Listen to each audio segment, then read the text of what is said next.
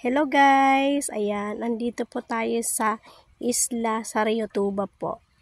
Sa Palawan pa rin po. Ayan, ito po yung mga daing nila. Nakabilad.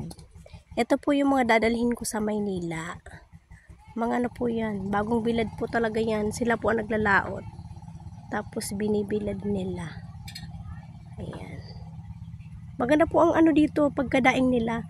Kasi ano siya, malinis po yan. Ayan o.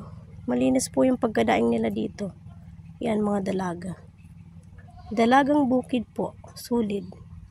Malinis yung pagkaano nila, pagkadaing nila. Kinukuskusan nila. Ayan. Dito po ako namimili ng mga daing. Dito po ako nangungumpras ng mga daing na dadalhin ko po sa Maynila. Kasi talagang natry ko na po dito. Masarap yung daing nila. Saka ano siya, malinis. Hindi maalat. Ayan.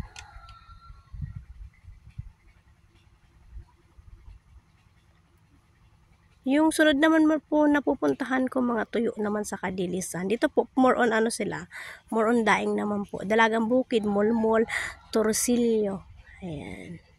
Nagdayo pa po kami dito sa isla na ganit na dito po kasi ano talagang maganda po ang daing kasi nila.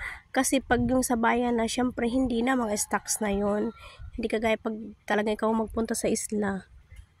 Talagang makukuha mo yung magagandang daing. Ayan. Dami po ano. Ayan po. Thanks for watching po my vlogs. Thank you very much po. Please support my channel. Ayan.